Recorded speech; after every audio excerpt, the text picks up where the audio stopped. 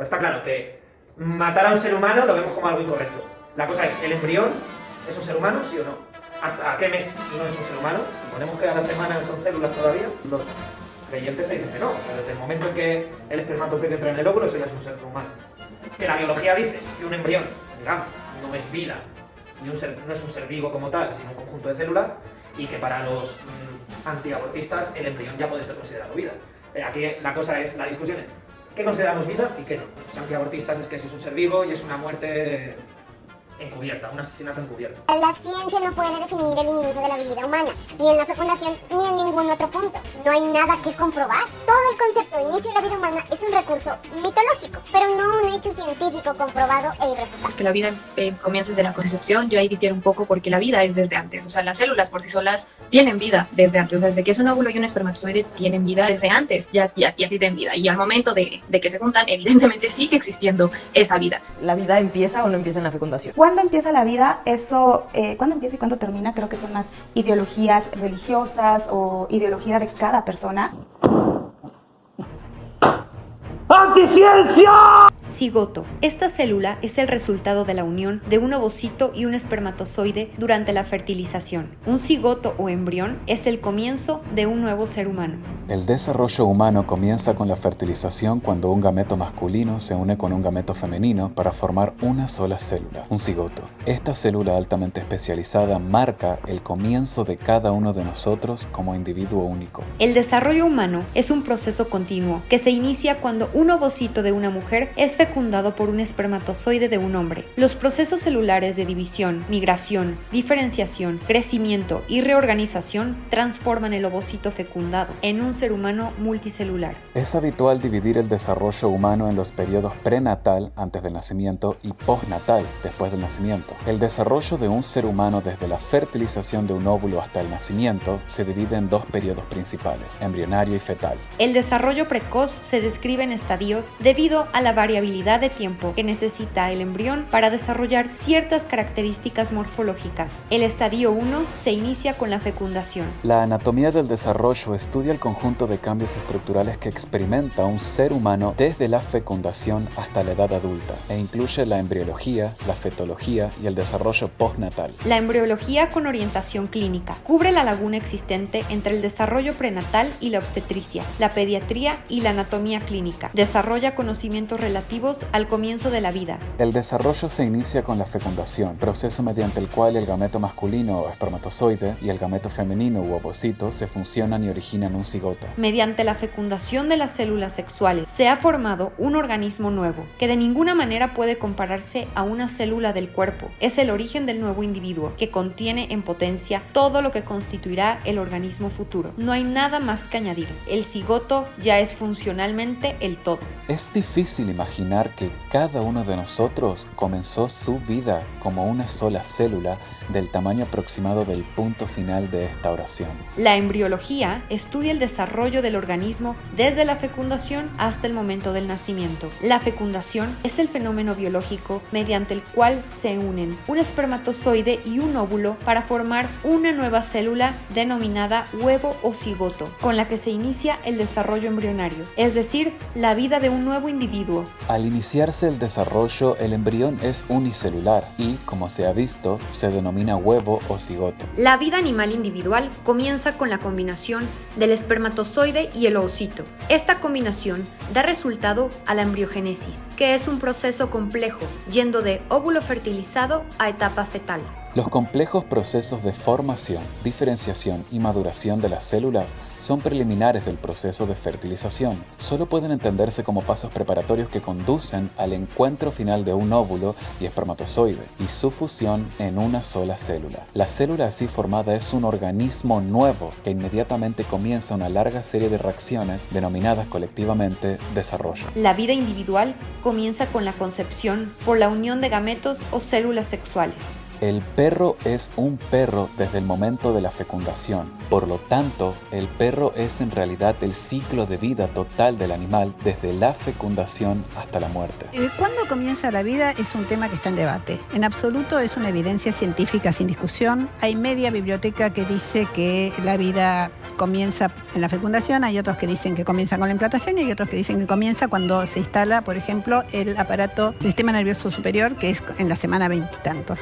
El cual insiste que la vida empieza desde la concepción, cuando la biología afirma lo contrario y la Corte Interamericana también. En el video intenté no hacerlo en base a mis creencias, sino en base a datos de especialistas. Se suele escuchar la famosa frase, dicha incluso por quienes exponen en estos debates, que está demostrado por la ciencia que la vida existe desde la concepción. Y eso no es tan así. La pregunta que se suele hacer en realidad es en qué momento esa vida se toma como un nuevo humano. Es necesario enfatizar que la vida es un continuo, como también lo es la vida humana. De modo que la pregunta, ¿cuándo comienza la vida humana?, no tiene sentido en términos de ontogenia. Aunque la vida es un proceso continuo, la fertilización es un hito crítico, porque en circunstancias normales se forma un organismo nuevo y genéticamente distinto cuando los cromosomas de los pronúcleos masculino y femenino se mezclan en el ovocito. Se considera que el ser humano en desarrollo es un embrión desde la concepción hasta el final de la 8ª semana, momento en el cual se han desarrollado los sistemas de órganos. El término concepción se refiere a la unión de elementos pronucleares, masculino y femenino. Se desarrolla un nuevo ser vivo. El cigoto que así se forma representa el comienzo de una nueva vida. En 1827, el médico alemán Karl Beer descubrió que los animales crecen a partir de ovocitos provenientes de los ovarios de la madre. La fecundación de un ovocito por células del esperma producen un cigoto, una célula visualmente insignificante de 200 nanómetros de diámetro. Todo ser humano comienza como un cigoto, el cual posee las instrucciones necesarias para construir un cuerpo humano que contiene alrededor de 100 billones de células. Una proeza asombrosa. Fecundación, el proceso mediante el cual los gametos masculinos y femeninos se unen y dan origen al huevo o cigoto, dando comienzo a la formación de un nuevo individuo. El punto inicial del desarrollo lo representa el cigoto, célula resultante de la unión del espermatozoide con el ovocito. Además, este libro tiene un capítulo llamado Fertilización, el inicio de una nueva vida.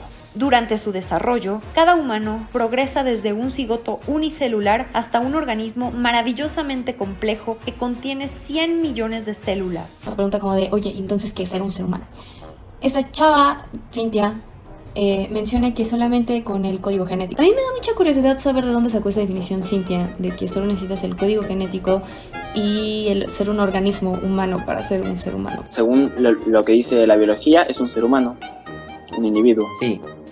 No, es un individuo. Porque si fuera un individuo, en la definición estaría como un ser independiente. Fecundación. Este proceso cumple dos funciones esenciales para la vida. Es el mecanismo por el cual se genera cada nuevo individuo. Por otro lado, al unir dos gametos se asegura la individualidad genotípica de cada persona. El cigoto constituye la primera célula del nuevo organismo que posee una cualidad única, ya que se trata de una célula capaz de dar origen a cualquiera de los linajes celulares del adulto. El ser humano comienza la vida como un óvulo fecundado, una célula diploide, de la que se derivan todas las células del cuerpo. Un cigoto, creado por la fusión de un espermatozoide y un óvulo, contiene la información genética necesaria para diseñar un organismo multicelular completo. Casi cada una de las células en el cuerpo humano es como un clon del cigoto original. Cuando ocurre la fecundación, un espermatozoide penetra el óvulo. La célula que ha resultado de esa unión posee 46 cromosomas.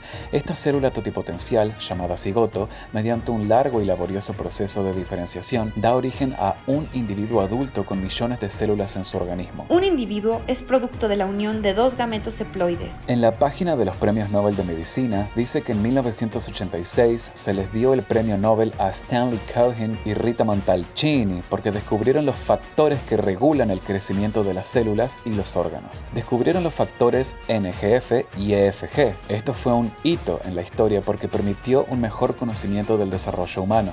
Lo interesante es que la academia que otorga los premios Nobel de Medicina dice: un adulto consta de miles de millones de células, sin embargo, comienza con una sola célula que contiene el material genético que codifica al individuo completo. La primera célula se divide y, al principio, las células hijas son idénticas. Pronto, las células comienzan a exhibir características ligeramente diferentes. Esta especialización única de células se denomina diferenciación. El patrón de crecimiento y diferenciación se ha establecido hace mucho tiempo, pero la regulación de este desarrollo era desconocido.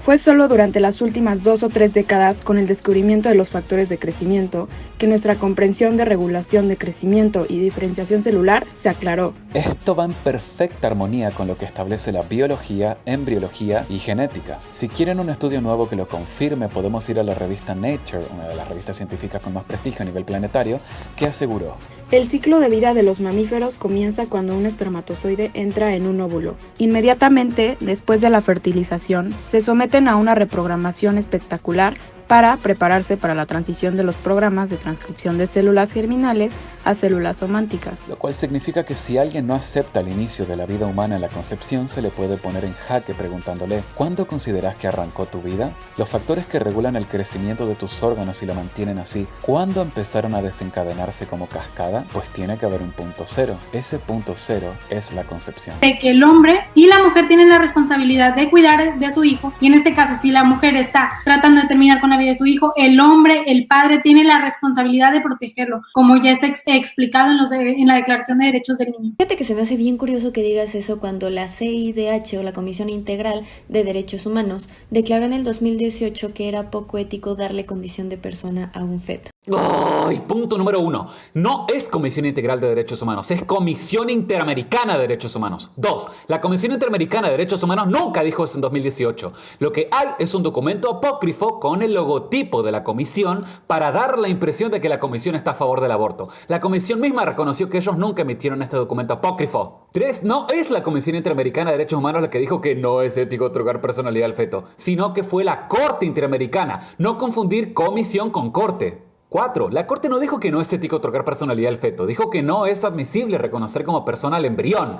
Y estaba hablando de los embriones congelados en centros de fertilización asistida, no de embriones que van a ser abortados. 5. Lo que diga la Corte o la Comisión son meras sentencias y opiniones consultivas, no constituyen legislación ni derecho internacional, no tienen fuerza de ley ni son mandatorias de acatar. No hay ninguna norma que diga que la Comisión y la Corte puedan torcer, cambiar, mutar o reinterpretar los pactos. El artículo 31 y 32 del Pacto de Viena ya dicen cómo se deben interpretar los pactos. La interpretación de los pactos debe entenderse y aplicarse en el sentido original, objetivo y genuino con el cual fueron creados. La Comisión no tiene potestad para reinterpretar los pactos porque nunca se le ha conferido esa potestad. Y por si queda alguna duda, no, una sentencia o una opinión consultiva no vale nada en comparación a un pacto. Un pacto tiene más peso. Todos los pactos de derechos humanos defienden el derecho a la vida desde la concepción, porque los nasciturus, o sea, embriones y fetos, son personas. Punto final.